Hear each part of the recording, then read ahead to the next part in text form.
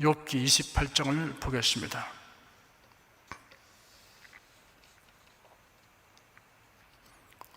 욥기는 모두 42장으로 구성되어 있습니다. 지금까지 우리가 상고한 27장까지는 크게 두 부분으로 나눌 수 있습니다.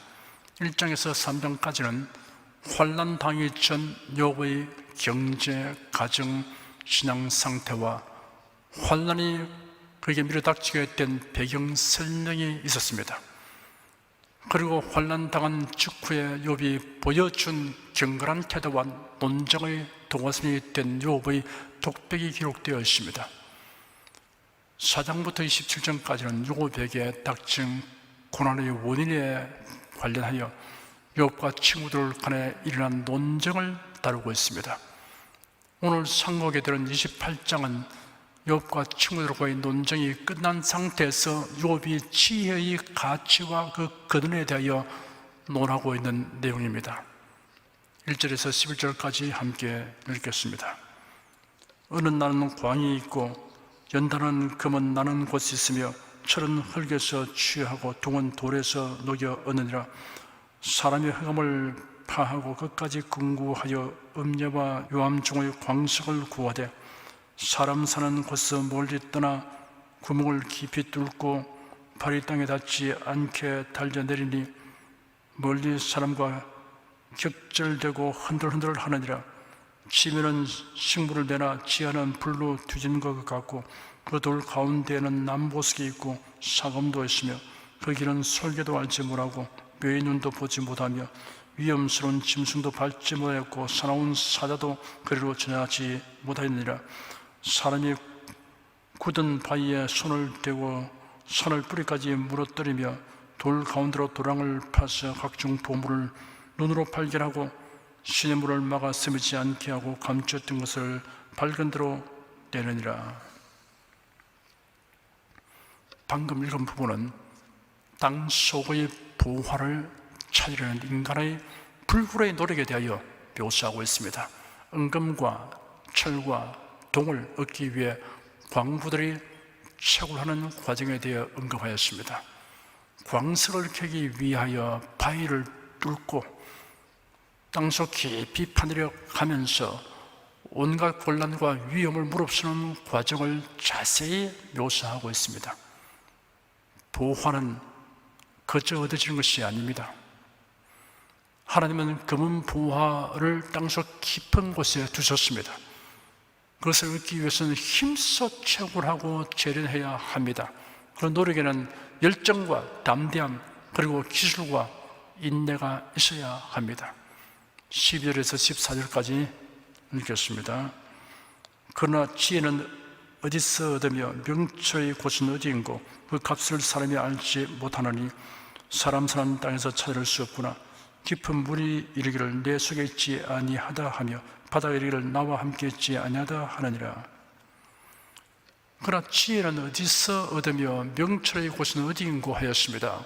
인간은 불굴의 노력과 뛰어난 기술을 통하여 땅속과 바위 속에 값진 보화를 찾고 이를 획득하지만 지혜는 어디서 얻을 수 있는가라는 질문을 하고 있습니다. 그 값은 사람이 알지 못하나니 하였습니다. 금은 보석과는 비교가 될 수 없는 가치를 지니고 있어서 그 가치를 사람이 헤아릴 수 없다는 뜻입니다. 13절 14절에는 사람 사는 땅에서 찾을 수 없구나. 깊은 물이 이르기를 내 속에 있지 아니하다 하며 바다가 이르기를 나와 함께 있지 아니하다 하느니라 하였습니다. 지혜는 땅이나 바다 그 어디에서도 찾을 수 없다고 하여 지혜의 초월성을 논하고 있습니다. 15절에서 19절까지 읽겠습니다. 정금으로 바꿀 수 없고 오늘따라도 그 값을 당치 못하리니 오빌의 금이나 귀한 수만호나 남보석으로도 그 값을 당치 못하겠고 황금이나 유리라도 비교할 수 없고 정금 장식으로도 바꿀 수 없으며 산호나 수정으로도 말할 수 없나니 지혜의 값은 홍보석보다 귀하구나. 구슬 황으로도 비교할 수 없고 순금으로도 그 값을 측량하지 못하리니. 세상의 어떤 보화도 비길 수 없는 지혜의 우월성을 논하고 있습니다. 세상의 값진 것을 주어도 살 수 없는 지혜의 가치성을 논하고 있습니다. 20절에서 22절까지 읽겠습니다. 그런즉 지혜는 어디서 오며 명철의 곳은 어디인고 모든 생물의 눈에 숨겨졌고 공중의 세계에 가리워졌으며 멸망과 사망도 이르기를 우리가 귀로 그 소문을 들었다 하느니라. 지혜의 출처에 대해서는 어떠한 생물도 알지 못한다고 했으며 지혜의 출처에 대해서는 이 세상에 사는 사람뿐 아니라 죽어서 음부에 있는 사람도 알지 못한다 하였으며 23절에서 26절까지 읽겠습니다. 하나님이 그 길을 깨달으시며 있는 것을 아시나니 이는 그가 땅끝에서 감찰하시며 온천을 두루 보시며 바람의 경중을 정하시며 물을 떼어 그 분량을 정하시며 비를 위하여 명령하시고 우리의 번개를 위하여 길을 정하셨음이라.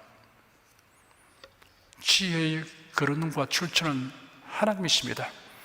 만물이 하나님의 지혜로 된 것입니다. 그러므로 만물을 겸손한 마음으로 유심히 살피면 놀랍고 엄청난 지혜를 발견하게 되고 그 지혜의 근원이 하나님이라는 사실을 깨닫게 됩니다. 하늘이 하나님의 영광을 선포하고 공창이 그 손으로 하신 일을 나타내는도다. 시편 19편 1절 말씀입니다. 어리석고 교만한 인생들은 자연계와 자연 법칙이 오랜 세월과 우연으로 된 것이라고 주장합니다. 참으로 지성과 정직성을 가진 사람이라면 만물에 존재하는 정교함과 질서와 조화를 우연의 작품이라고 말할 수 없습니다. 만물에 존재하는 법칙은 창조주가 계시는 것과 무한한 하나님의 지혜를 드러냅니다. 오늘날 우리가 알고 있는 법칙들, 원리들은 대다수가 현재로부터 불과 수백 년 이내에 발견한 것입니다. 욥기는 지금으로부터 3000년 전에 기록되었습니다. 그러므로 욥이 자연물에 내재하는 법칙의 실상을 지적하는 것은 하나님의 계시에 의한 것입니다. 그 법칙 중에 몇 가지를 명시하였습니다. 첫째, 하나님이 바람의 경중을 정하셨다 하였습니다. 바람은 대기가 흐르는 현상입니다. 지구를 둘러싸고 있는 대기는 그것과 접촉하고 있는 면에 작용하는 압력이 있습니다. 이를 대기압이라고 합니다. 공기에 무게가 있어서 압력을 가한다는 것을 아무도 생각한 사람이 없었습니다. 1643년 이탈리아의 토리첼리는 한쪽 끝이 막혀있는 약 1m 유리관에 수온을 가득 채우고 이를 수온이 담긴 그릇 안에 거꾸로 세웠습니다. 그랬더니 유리관 내의 수온주가 그릇의 수온변에서 약 76cm 높이가 되는 곳까지 내려와서 정지되는 것을 보았습니다. 이 실험에서 기압이 그릇의 수온변에 작용하고 있으며 일정한 기압이 유리관 속의 수온을 떠받치고 있다는 것을 알게 되었습니다. 1647년 파스칼은 기압계를 상층으로 운반하면서 관찰한 결과 수온 기둥의 높이는 상층으로 올라갈수록 감소하였습니다. 이로써 대기가 작용하는 압력은 지표면에서 가장 크고 고도 증가에 따라 감소함을 알았습니다. 기압은 위에 쌓인 대기의 무게로 결정됩니다. 가령 지금까지 밀도가 작은 공기가 있던 곳에 밀도가 큰 공기가 이동해 오면 공기의 무게에 해당하는 만큼 지상 기압은 높아집니다. 이러한 관계로 지상 기압은 장소와 시각에 따라 변합니다. 이처럼 바람의 경중을 하나님이 정하셨습니다. 평균 기압의 크기는 높이 약 10m의 물기둥이 밑면에 맺힌 압력과 같습니다. 그러므로 우리는 10m 깊이 정도의 물속에 살고 있는 것과 같습니다. 훈련된 사람이라도 1후의 잠수 시간이 1분에서 3분, 깊이는 10m에서 20m까지로 활동한 극도로 제한됩니다. 수중에서 오랜 시간 활동하기 위해서는 호흡을 하기 위한 기체가 계속적으로 제공되어야 합니다. 그 기체를 얻기 위해서 고안된 잠수기로는 수상의 펌프나 공기의 압축기로부터 고무호수를 통해서 기체를 보내는 송기식 잠수기와 잠수자 자신이 호흡용 기체를 교대하는 작업식 잠수기가 있습니다. 이러한 잠수기를 사용하여도 잠수 시간과 수심이 제한되는 것은 불가피합니다. 수중에서는 대기압을 고려하지 않을 때 수심 10m마다 1kg의 무게의 비율로 수압이 늘어나며 수심이 10m 깊어질수록 1기압씩 늘어나게 됩니다. 잠수함도 해저 500m 이하로 잠수하게 되면 선체에 심한 무리가 가게 됩니다. 2019년에는 티타늄 재질로 만든 심해 탐사정을 이용하여 수심 1928m까지 들어갔습니다. 만약 사람이 수심 4000m 이상의 수압에 갑자기 노출될 경우 400kg의 무게의 수압으로 인해 몸이 으깨어질 것입니다. 플라스틱 컵이라면 3분의 1보다 더 줄어듭니다. 심해 잠수자가 수심이 깊은 곳에서 활동하는 것은 바다 위의 배에서 심해 잠수자의 잠수복에 연결된 호수를 통해 잠수자가 있는 수심의 기압과 동일한 압력의 기체를 보내어 호흡하도록 하기 때문입니다. 이탈리아의 토리첼리가 공기의 무게와 기압을 발견한 때가 1643년인데 욥기는 이보다 1500년 훨씬 전에 하나님이 바람의 경중을 정하시다라고 기록되어 있습니다. 둘째, 하나님이 물을 대어 그 분량을 정하셨다 하였습니다. 지구상의 물은 고체, 액체, 기체 상태로 존재하고 있습니다. 물은 바다, 호수, 강, 시내, 지하수, 빙하, 빙원, 구름 등으로 분포되어 있습니다. 대기와 모든 물체도 물을 함유하고 있습니다. 지구상의 물은 전체 분량이 한정되어 있습니다. 이 물을 모두 합치면 약 13억 3천만立方킬로미터가 존재합니다. 흙이나 바위 속에 스며 있거나 지하수의 상태로는 약 820만立方킬로미터가 존재합니다. 태양열에 의해 증발되어 대기 속에 확산되어 있는 수증기는 약 1만 3천立方킬로미터가 됩니다. 이 수증기는 응축되고 모여서 구름이나 안개가 되고 비, 눈, 우박 등이 되어 다시 지표물에 내립니다. 이처럼 물은 순환되고 있습니다. 인체는 약 70%, 의류에서는 약 80%, 그 밖의 물속의 미생물에서는 약 95%가 물입니다. 사람의 몸이 하루에 배출한 물의 분량은 호흡, 피부, 땀으로 각 0.5리터씩, 소변으로 대략 2리터입니다. 하루에 섭취하는 물의 양은 음식을 통해 대략 1.5리터이므로 그 외 2리터 이상의 물을 섭취해야 합니다. 체내 5%의 물이 부족할 경우 혼수 상태가 되고 12% 정도 부족하게 되면 죽습니다. 이렇게 생존에 필요한 물의 분량도 정하여져 있습니다. 지구상에 있는 물의 총량이 정하여져 있다는 사실은 현대과학이 말하기 3000년 전에 욥기에 기록되어 있습니다. 셋째, 하나님이 비를 위하여 명령하셨다 하였습니다. 대기 중의 수증기가 지름 0.2mm 이상의 물방울이 되어 지성에 떨어지는 현상을 비라고 부릅니다. 0.2mm는 이슬배의 가장 작은 크기입니다. 그보다 더 작은 구름방울은 낙하하면서 증발해 버립니다. 한 개의 빗방울도 10만 개의 구름방울로 이루어집니다. 지금까지 측정된 빗방울 중에 가장 큰 것은 열대지방에서 관측된 것으로 지름 7mm, 무게 0.3g이었습니다.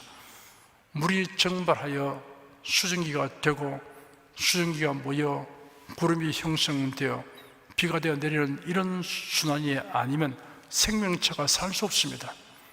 이런 물의 순환 법칙이 우연히 생긴 것이 아니라 지혜가 무한하신 하나님의 명령으로 된 것입니다. 넷째, 하나님이 번개를 위하여 길을 정하셨다 하였습니다. 우리는 뇌성과 번개를 동반하는 대기층의 방전 현상입니다. 번개와 천둥, 비를 내리게 하는 구름에서 전기가 방출되는 것을 승구방전이라고 합니다.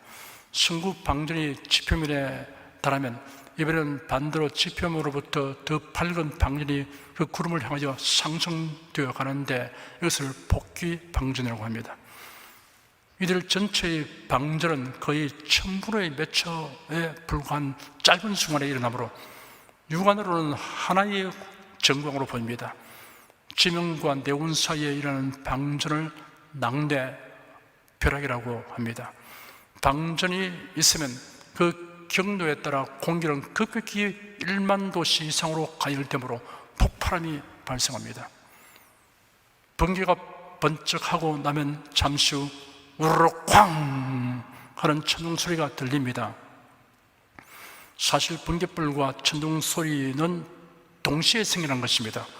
그런데도 빛이 번쩍인 다음 소리가 들리는 것은 빛과 소리의 속도가 다르기 때문입니다. 번개가 번쩍한 순간부터 천둥 소리가 들리기까지 걸리는 시간을 측정하면 대략 어느 정도의 거리에서 벼락이 치는가를 알 수 있습니다. 빛의 속도는 초속 3억 미터이고 소리의 속도는 초속 약 340미터입니다. 그러나 번개가 치는 것과 동시에 그 빛이 우리 눈에 감지되고 소리는 그 후에 우리 귀에 감지됩니다. 번개가 번쩍하고 소리가 들릴 때까지 1초, 2초, 3초 하고 세어보십시오. 가령 5초 뒤에 천둥 소리가 들렸다고 하면 벼락이 친 곳까지 거리는 340m 곱하기 5 하여 1700m가 된다는 것을 알 수 있습니다. 길이가 수 킬로미터 이상 되는 낙뢰도 있기 때문에 안전을 위해서 30초 이내 천둥 소리가 들리면 피신해야 합니다. 통계에 의하면 1년에 낙뢰로 인해 사망하는 사람이 2000여 명이나 된다고 합니다. 번개가 치고 곧장 천둥이 울리면 아주 가까이에 벼락이 떨어지는 것을 알고 대처해야 합니다. 낙뢰는 돌출된 위치에 있는 곳, 금속이 있는 곳, 뾰족한 곳을 향해 떨어집니다. 건물에 피뢰침을 설치하면 피뢰침의 높이를 반지름으로 하는 둘레 안이 보호됩니다. 하나님이 낙뢰의 길을 정해 놓으셨기 때문에 우리가 낙뢰의 위험에서 안전을 도모하는 필요의 법들을 알게 된 것입니다. 번개가 무엇이며 그 성질이 어떠한 것인가를 알지 못했던 까마득히 먼 옛시대에 하나님이 번개를 위하여 길을 정하시다라고 욥기에 기록하셨습니다.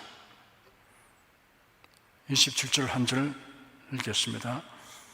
그때 지혜를 보시고 선포하시며 굳게 세우시며 궁구하셨고, 보시고 선포하시며 굳게 세우시며 궁구하시다는 표현은 하나님의 지혜의 근원이며 그것을 시행하시다는 것을 강조하고 있습니다. 그 한 예로서 바람, 물, 비, 우레, 번개 등과 같은 자연 현상이 우연히 있는 것이 아니고 하나님의 지혜에 의한 것임을 말한 것입니다. 28절 한 절 읽겠습니다. 또 사람에게 이르시기를 주를 경외함이 곧 지혜요 악을 떠남이 명철이라 하시느니라. 또 사람에게 이르시기를 이라는 표현은 하나님이 인간에게 선언적으로 말씀하셨음을 의미하며 반드시 명심해야 함을 강조하는 것입니다. 주를 경외함이 곧 지혜요 악을 떠남이 명철이라 하였습니다. 잠언서 9장 10절에 기록되기를 여호와를 경외하는 것이 지혜의 근본이요 거룩하신 자를 아는 것이 명철이라 하였습니다. 전도서 12장 13절은 이의 결국을 다 들었으니 하나님을 경외하고 그 명령을 지킬지어다. 이것이 사람의 본분이라 하였습니다. 기도하겠습니다. 하나님께서 사람에게 이성을 주셔서 사물의 이치를 논리적으로 생각하고 판단할 수 있게 하셨으므로 사물을 유심히 관찰하고 탐구하고 실험하면 창조주 하나님의 행하신 일들과 능력을 볼 수 있어서 감사드립니다. 또한 인간이 이성적인 노력으로 자연에 내재된 법칙을 알게 되기 전이라도 계시를 통하여 알려주신 것이 성경에 기록되어 있어서 성경은 선지자들이 성령의 감동하심을 입어 하나님에게 받아서 기록하는 것임을 확실히 알게 하여 주시니 감사드립니다. 그러므로 기록된 말씀대로 믿고 순종하는 사람은 역사와 인생의 결말을 알고 언제나 소망을 가지고 살 수 있음을 감사드립니다. 예수 그리스도의 이름으로 기도드립니다. 아멘.